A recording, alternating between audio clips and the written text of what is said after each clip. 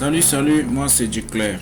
Avec vous, aujourd'hui, nous allons voir ensemble comment entrer les coordonnées GPS dans AutoCAD pour ressortir la forme exacte du terrain. Il peut arriver qu'un client nous aborde avec son plan cadastral qui se présente un tout petit peu comme ça et que nous sommes donc appelés à entrer les coordonnées de ce plan qui s'affiche comme ça dans notre logiciel afin de pouvoir délimiter la forme exacte de notre terrain. Là, nous partons avec le logiciel AutoCAD version 2010 pour entrer dans ces coordonnées afin de pouvoir avoir dans notre logiciel de dessin la délimitation exacte de notre terrain. Le principe est donc très simple. Quand nous entrons dans AutoCAD, ça peut s'afficher comme ça. La première des choses à faire donc c'est d'aller par là, changer, n'est-ce pas, les coordonnées du système. On entre par exemple dans ceci, on fait un clic droit étant ici, on fait paramètres, on prend paramètres, dans paramètres là on prend option, dans option on part dans modélisation 3D. Par défaut, AutoCAD 2010 laisse fixer les coordonnées X, Y, Z. Là, nous prenons par exemple NEZ, comme pour dire les coordonnées polaires. Et puis, on applique là, appliquer, on fait OK pour sortir, on fait encore OK pour sortir. Là, parce qu'on a changé les coordonnées en coordonnées polaires, on prend donc l'outil ligne que voici.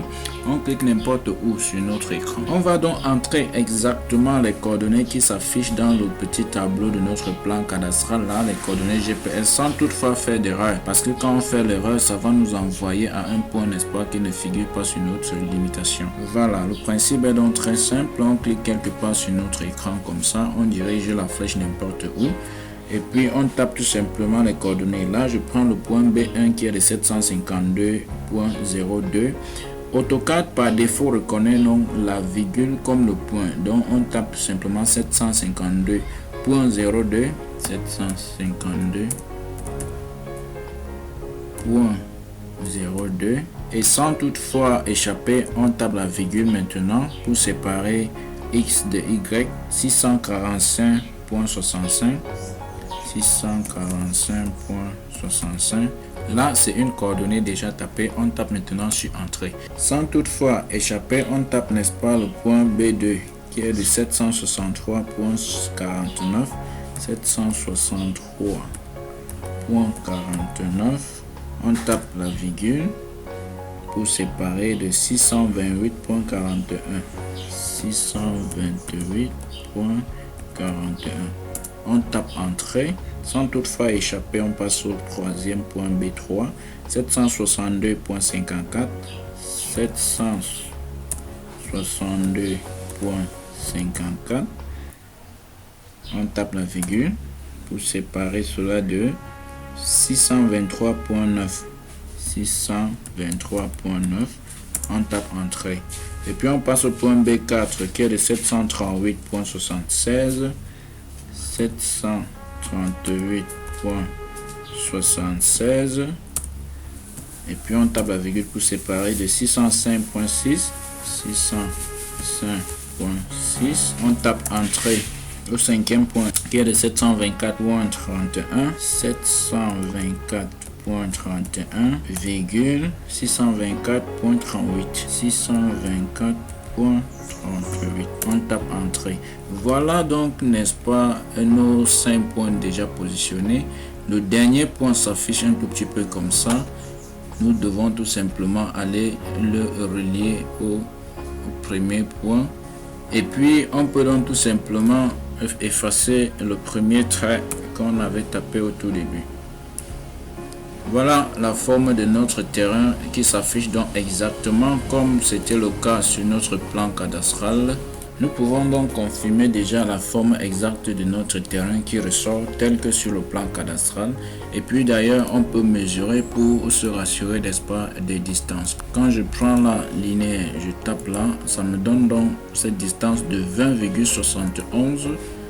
Et puis cette autre distance là qui me donne en termes de cotation 34,93. Là j'ai 23,7. Là 31, et là j'ai 4,61. Ce qui représente donc exactement les dimensions de mon plan cadastral.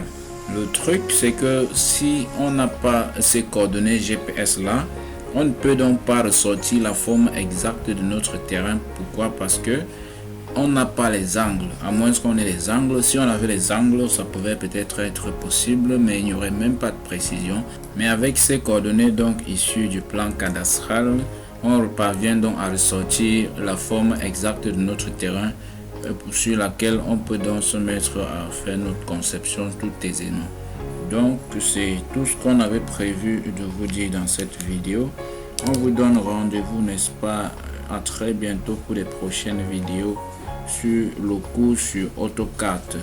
N'oubliez pas de vous abonner à la page, de partager la vidéo si vous avez aimé. Nous tenons à vous dire ici que nous restons à votre disposition pour vos lacunes, pour vos incompréhensions dans d'autres logiciels même. Vous pouvez nous écrire et puis on prendra la peine donc de vous répondre. On fait aussi des tutoriels comme ça dans les logiciels tels que Robot, AutoCAD, Archicad, Lumion, CBS et bien d'autres petits logiciels du génie civil.